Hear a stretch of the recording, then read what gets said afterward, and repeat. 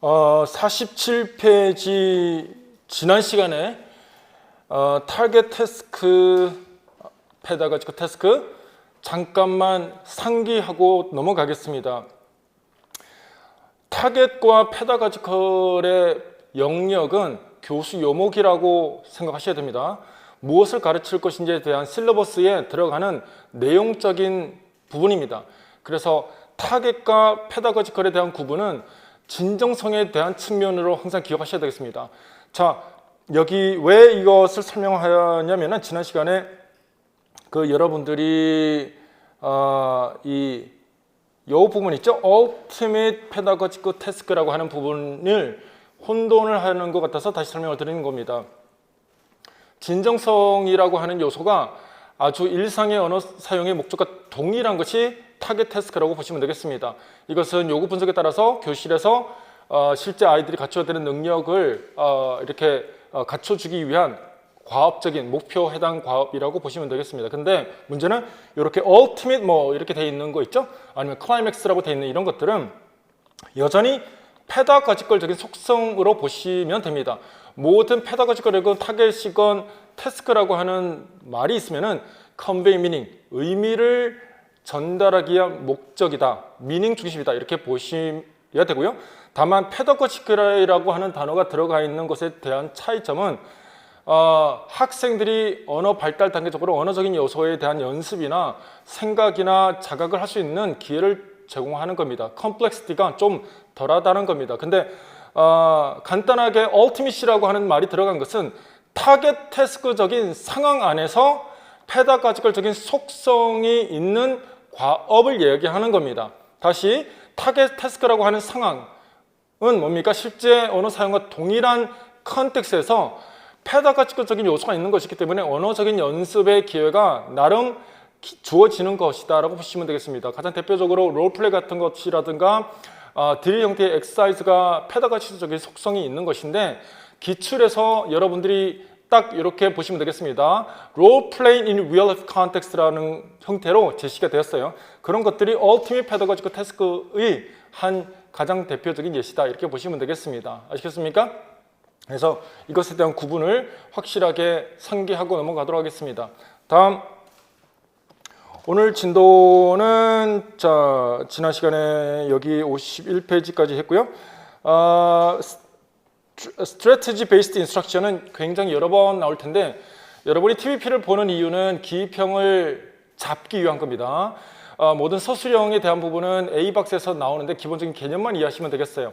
기입형 중심으로 쭉 이렇게 혹시나 출제됐을 때 내가 딴 생각이나 다른 쪽으로 넘어가지 않도록 조심만 하면 되겠습니다. Strategy Based Instruction 보시면은 여기 처음에 L2 Pedagogy 라는 영역에 있어서 one of the key foundation stones of successful instruction is enabling students to learn how to learn.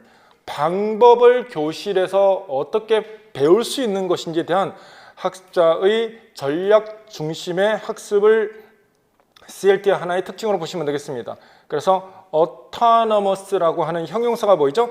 learner autonomous, learner가 자율적이 된다, 독립적이다 라고 하는 자율성을 기반으로 한 학습을 한다라고 하는 것은 항상 전략적인 학습과 맞물려 갑니다. 학습자가 갖춰야 되는 학자 역량을 autonomous 형용사이고요.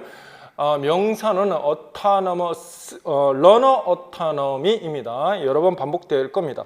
자, 여기에 strategy investment, strategy investment, strategy involvement라고 하는 것은 학습 과정에 있어서 방법을 가르친다. 이 방법은 생각하셔야 되는 것이 의식적이다라는 겁니다. 스킬로 전환이 되기 전에 의식적인 정보 처리 방법을 항상 strategy라고 합니다. 학습에서는 learning strategy에 메타라든가 커거니티브라든가 이런 것들이 있죠. 이걸 의식적으로 공부를 해서 리스닝이라든가 스피킹 형태의 스킬로 전환이 되는 것이죠. 이러한 스킬이야말로 실제 학습 상황에서 실제 언어 상에서 필요한 역량이다 이렇게 보시면 되겠습니다. 다음, 여기 다 똑같은 말이고요. Strategy Based Instruction은 실제 시험에서는 다양한 교사가 학습에 대한 필요한 전략들을 의식을 상승시키는 형태로 진행을 할 겁니다. 자, 똑같은 말인데 Learning Strategy Training, Learner Development Training 이런 것들은 기입형으로 나오진 않습니다. 그냥 이런 것들이 A박스에서나 출제될 만한 개념일 뿐입니다. 이런 것들이 나오게 되면 항상 교사는 학습자들에게 의식적으로 전략에 대해서 생각을 하게 한다는 겁니다. 대표적으로 Think Loud 스트래티지를 사용을 할 겁니다. 자, 그 다음에 여기 메타코그니션 단어 좀 강조합니다. 아이들에게 메타코그니션을 의식을 올린다라고 하는 것은 자신의 학습 과정이 어떠한지를 관찰하게 하는 겁니다. 가장 대표적으로 모니터링의 과정이 학습장에서 이루어집니다. 자, 그래서 아이들이 이 의식을 올린다라고 하는 것은 학습 전체 과정에 대한 초인지적인 메타코그니션을 올린다입니다. 그리고 이 캐피탈라이즈를 한다는 말은 학습자들이 이런 자신의 정보 처리, 학습 과정에 어떠한 전략이 쓰이는지 교사가 그것을 활용하여서 아이들에게 깨닫게 한다, 이런 말로 이해하시면 되겠습니다. 자, 그 예로 인포머 체크리스트, 그리고 커그니티브 스타일과 퍼스널리티 이런 것들이 전부 다 학습자들의 러닝이 어떠한 것인지에 대한 것을 알려준다인데, 이것은 전략 기반 수업의 한 과정입니다. 여러분들이 여기 인포머 체크리스트 이런 것이 나오게 되면은 스트래티지 베이스드 인스트럭션을 가르치기 위한 어떤 목적이구나. 그리고 대부분 이런 것들은 러닝 스타일 쪽과 그리고 어떤 전략을 쓰는지 다양한 여기 스타일 중심으로 나와 있는데, 스타일과 각자의 스타일과 스트래티지, 러닝 스트래티지가 어떠한 것인지 스스로 자각하게 하고 평가하고 한 다음에 방법에 대한 연습을 시킨다입니다. 이것이 어떤 것이라고요? 의식적인 전략 기반 학습이다라는 겁니다. 이것이 돼야 스킬로 전환이 됩니다. 자, 여기에 지금 공부하고 있는 것은 CLT에서 학습자 중심 러너 센터드 인스트럭션을 보고 있습니다. 러너 센터드라고 하는 것은 아이들의 각자의 다름을 존중한다입니다. 그 다름은 인텔리전스가 포함이 됩니다. 지능이 다르다는 겁니다. 지능 중에 퍼스널 인텔리전스와 스페셜 인텔리전스만 확인하고 가봅니다. 스페셜이라고 해서 공간에 대한 지능이 높다라는 겁니다. 건축가, 건설, 설계사 같은 사람들은, 또 미술하는 사람들은 이런 것들이 필요하겠죠. 퍼스널 인텔리전스는 우리가 그룹 활동할 때 항상 필요한 지능입니다. 그룹 활동이라든가 대화를 통해서 다른 사람과의 관계 형성을 하는 데 있어서 꼭 필요한 퍼스널 인텔리전스가 거기에 해당됩니다. 자, 이 두 가지 이외에 다른 인텔리전스가 많은데, 이 인텔리전스는 항상 티처 센터드가 효과적이지 않은 이유이기도 합니다. 러너 센터드이어야 되는 이유입니다. 각자의 지능이 다르고 러닝 스타일이 다르고 러닝 스트래티지가 다르기 때문에 학습자 중심의 수업이 이루어져야 된다라는 이유입니다. 자, 그 다음에 링킹 스타일 스트래티지 이렇게 돼 있는데, 스트래티지 트레이닝에 있어서 의식적으로 모든 학습의 초점은 전략입니다. 각 학습자들이 학습 단계에 있어서 go through 어떤 과정을, 어떤 인지적 정보 처리를 하는지에 대한 부분을 쭉 알게 하는데, 핵심 키워드는 이 여전히 동일합니다. 보편적인 모든 하나의 명사는 strategies입니다. 이것이 learning strategy가 될 수가 있겠고요. communication strategy가 될 수도 있겠고요. 그런데 이 과정에 있어서 여러 가지 개념이 나오는데, intake 강조하겠습니다. intake을 여기 나오는 것은 학습 과정에 있어서 far from most set at say response, preparation, and generation, which come only after intake, storage, and retrieval 이렇게 돼 있는데, intake은 입력 과정이고요. storage는 이제 인풋이 이해가 되어서 그것을 중간으로 이렇게 저장을 한 다음에 아웃풋을 하는 과정입니다. 자, 이런 과정에서 사용되는 다양한 전략을 모두 가르친다입니다. 인테이크는 뭡니까? 내가 어떻게 이해하는지에 대한 러닝에 대한 과정에서 필요한 스트래티지라고 보시면 되겠습니다. 인테이크 강조합니다. 인테이크는 자각한 입력입니다.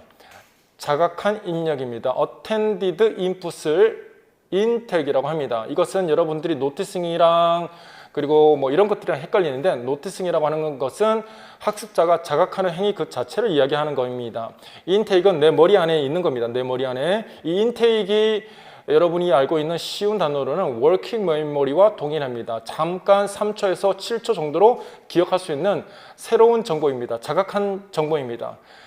내가 그냥 있으면 모르는데 의미 부여를 했기 때문에, 자각했기 때문에, 셀런트 했기 때문에 그 머리에 이제 단기 기억으로 남아있는 겁니다. 이것을 연습을 해야 중간론으로 넘어가는데 이 과정이 꼭 필요하다입니다. 자각한 입력을 인테이크라고 합니다. 인지 구조 안에 머리에 들어가 있는 것을 얘기하는 겁니다.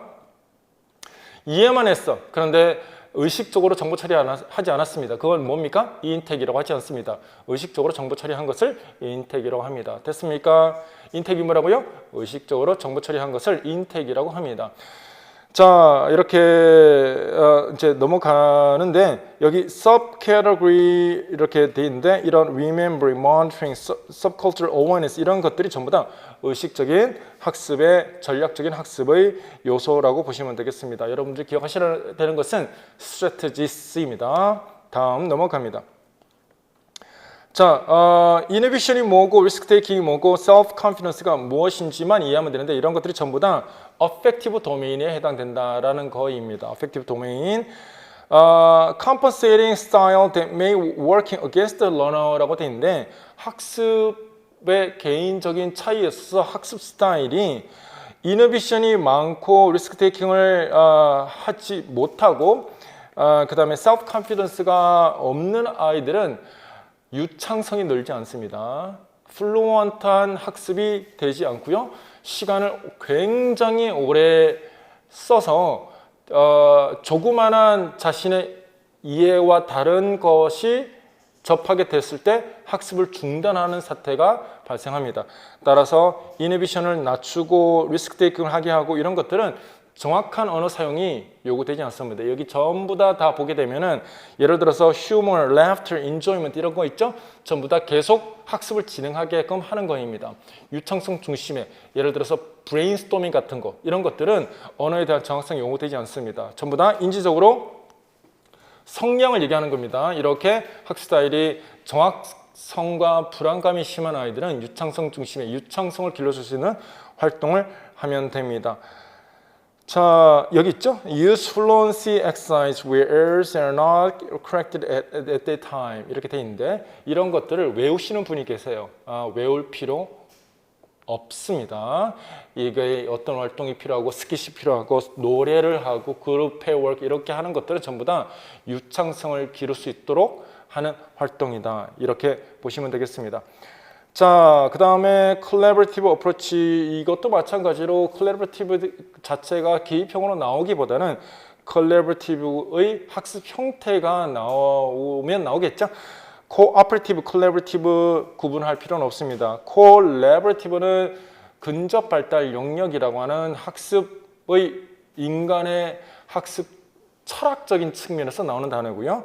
cooperative라는 단어는 교수법 단어입니다. methodology에서 나오는 단어입니다. 그래서 cooperative라고 하면은 각자 아이들의 학습의 개인적인 아이들의 전문성이 있다, expert knowledge가 있다. 그 아이들이 한 팀이 되어서 play, work together in order to achieve goals successfully. 직소 같은 것을 생각하시면 되겠죠. 각자의 아이들이 기여를 해야 학습의 전체적인 목표에 달성할 수 있는 것이 cooperative learning을 하는 것이다. information gap, 직소가 여기에 해당되겠습니다.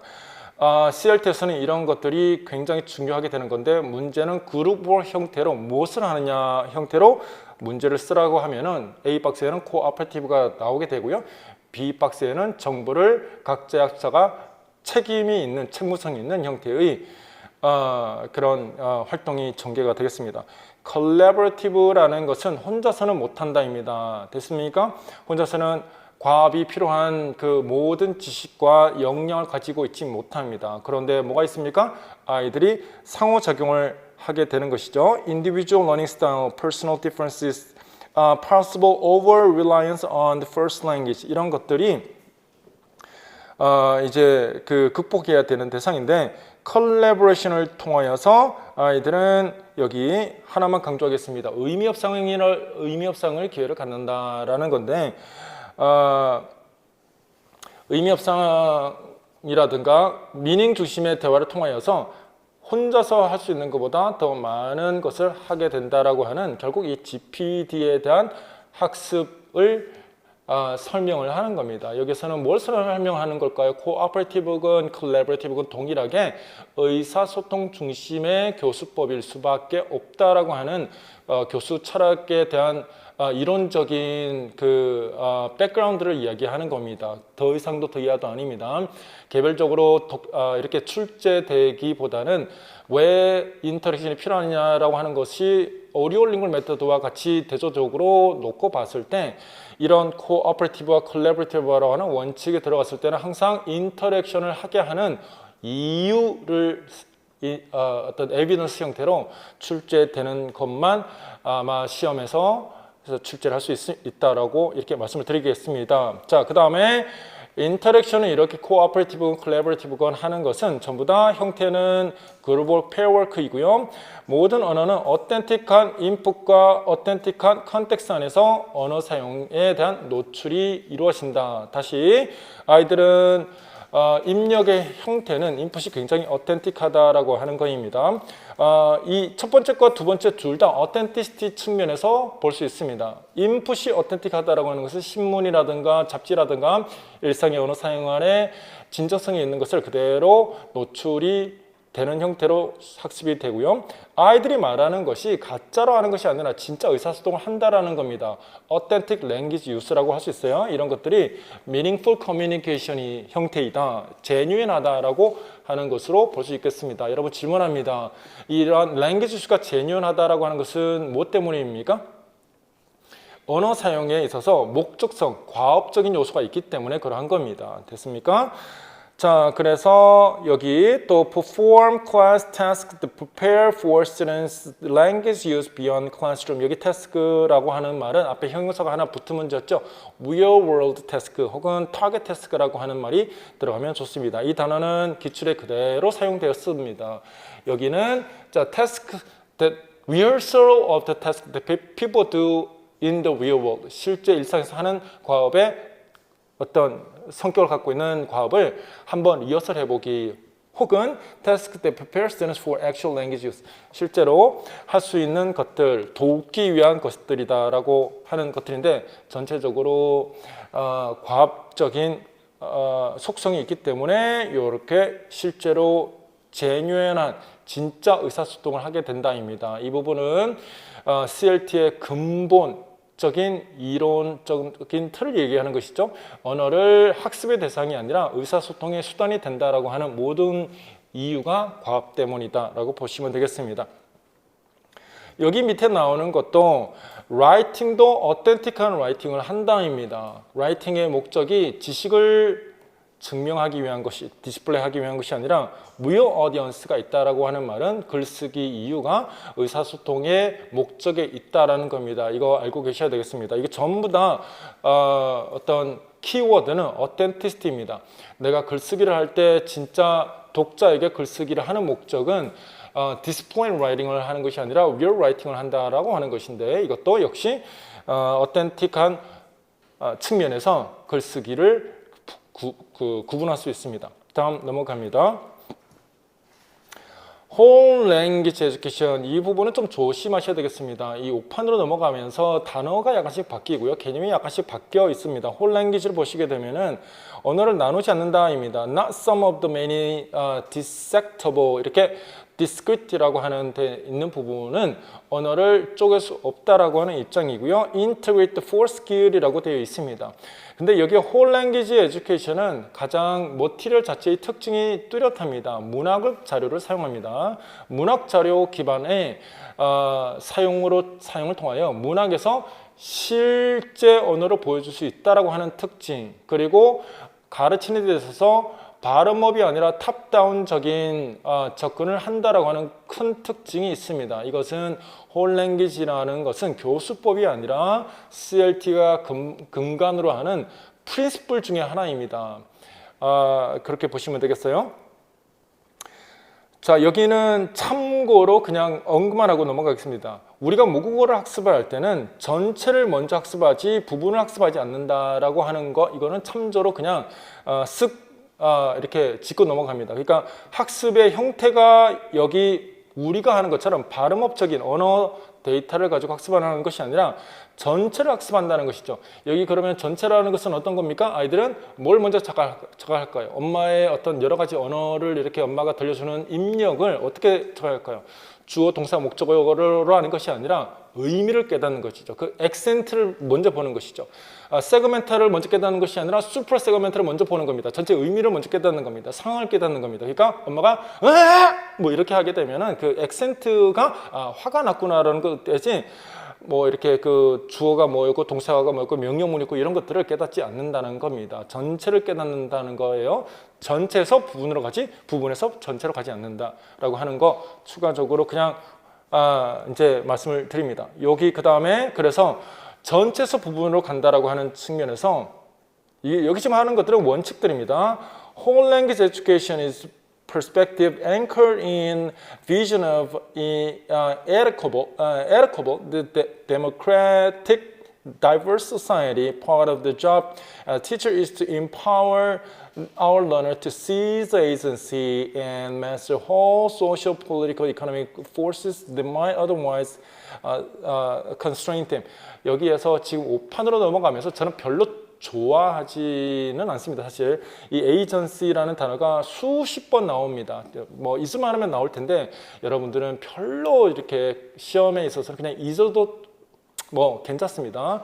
5판으로 넘어가는 그 과정에서 저자가 이렇게 들어가면서 많이 사용하는 단어인데, 여기에서 whole language education이 의미하는 바는 아이들의 그냥 각자가 스스로 주체적으로 학습할 수 있는 역량을 갖춰야 된다라고 하는 그냥 측면에서 이렇게 덧붙여서 설명하는 것일 뿐입니다. 크게 의미 부여를 하지 않으셔도 좋습니다. 제가 에이전시 나올 때마다 그냥 앞전에 언급됐던 것과 크게 다르지 않다라는 말만 하고 넘어갈 겁니다. 앞으로 나올 때는 넘어갑니다. Content Based Instruction은 출제가 잘 안 되고 있습니다. 하지만 CLT의 원칙 중에 하나입니다. 내용이라고 하는 그 부분은 학과목을 얘기하는 건데, 항상 CLT의 가장 중요한 원칙은 유의미성입니다. 이 학과목이 굉장히 아이들에게 유의미한데, 이 학과목이라고 하는 것은 언어적인 요소가 아닌 겁니다. 정보의 성격을 이야기하는 겁니다. 그 정보가 학과목이라고 하는 서브젝이라고 하는 것이고요.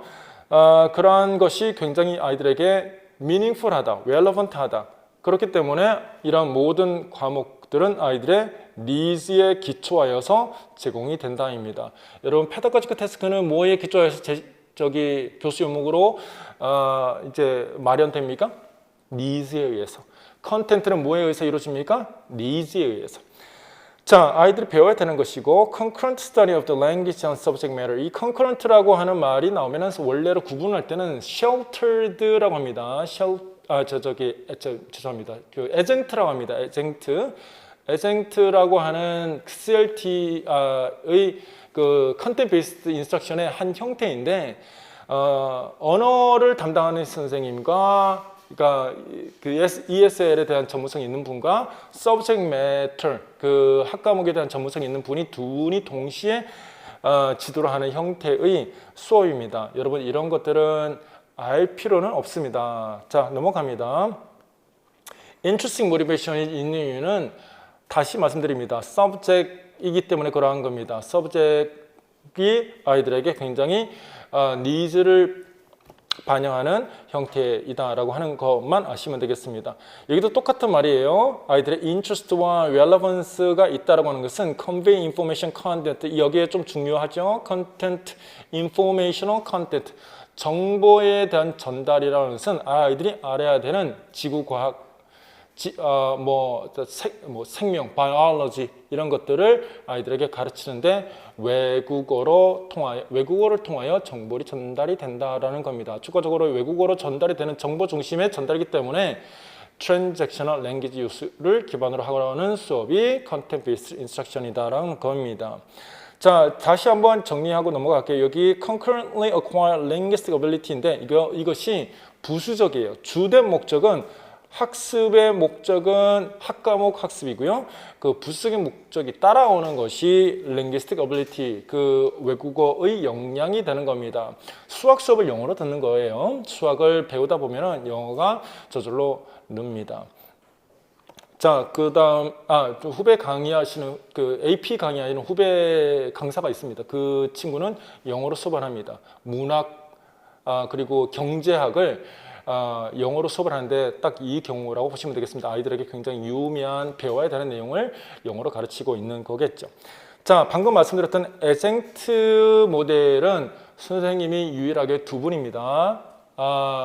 언어를 담당하시는 선생님, 하지만 학과목에 대한 부분도 건드리는데 언어에 대한 전문성이 있는 분, 그리고 학과목에 대한 부분 이렇게 나누어서 두 분의 선생님이 되는, 같이 어떤 교육 과정에 참여를 하시는데 이런 것들은 과거에 딱 한 번 출제되었고 지금은 출제되지 않습니다. 이런 거에 출제되면은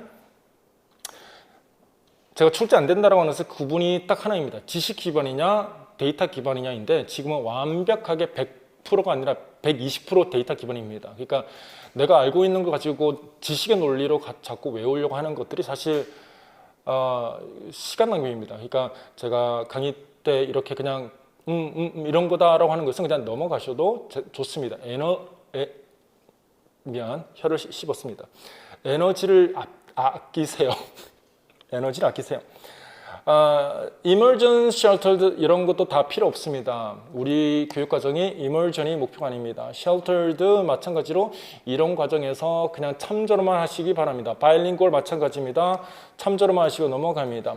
work, vocational 여기도 마찬가지로 언어를 배우는 이유가 자 vocational적인 측면 어떤 직업과 관련해서 분류가 될 수 있는 거 여기 지금 이런 것들 쭉 있는데 별로 큰 의미는 없습니다. 이런 것 자체를 묻지 않습니다.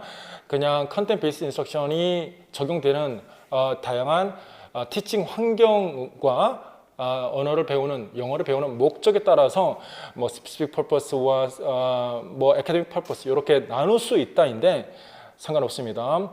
장르 베이스드 페다고지 이것도 그냥 장르 중심의 어떤 언어를 분류를 한 건데 이메일, 메모, 레터, 뭐 이런 미팅 이런 것들은 어떤 걸까요? 전부 다 회사원들, CEO들 이런 사람들이 배워야 되는 어떤 내용 중심의 어떤 혹은 언어의 목적이 구체적인 보케이셔널적인 목적에 따라서 파생적으로 나올 수 있다라고 하는 것만 아시면 되겠습니다. 언어라는 것이 어떤 그 결과물이 분명한 것이죠. 이메일 쓸 수 있기, 메모 쓸 수 있기 이런 것들이 전부 다 특정 직업에 필요한 능력이라는 겁니다. 다음 그냥 상식으로 알고만 넘어가면 됩니다. 애매한 것은 출제 안 됩니다. 코퍼스는 중요합니다. 코퍼스는 각각의 정의를 먼저 잘 알고 계셔야 되겠습니다. 코퍼스 랭귀스틱이 이제 출연을 하게 되고요. 모든 언어는 이제 이 컴퓨터의 정보 형태로 데이터 형태로 저장을 하게 됩니다. 따라서 이 저장이 여기 코퍼스 베이스 티칭은 among many 코프라라고 되어 있는데 코프라 있죠? 여기에 이 코프라가 그 일상에서 실제로 오럴이건 리틀이건 실제 사람들이 말한 모든 언어 데이터가 그 저장된 데이터 자체를 코프라라고 합니다. 아시겠습니까? 코프라를 기반으로 학습 자료가 이렇게 이제 나오는 겁니다. 다양한 장르, 그러니까 실제로 사용된 언어 사용이 아카데믹이라든가 렉처라든가 인터뷰 이런 것들이 실제로 사용됐던 언어 사용 상황이죠. 이런 것들이 전부 다 이제 컴퓨터 데이터 상으로 저장되어 있고요.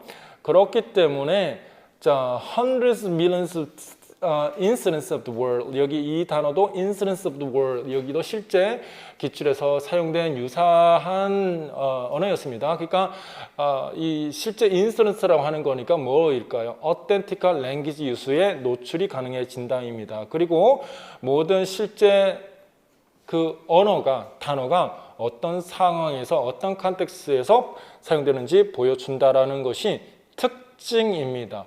코프라가 탄생되면서 언어 티칭의 방법이 바뀌었던 겁니다. 그래서 여기 inauthentic phrase가 없어진 거예요. 왜냐하면 코프라에 사용되는 것은 뭡니까?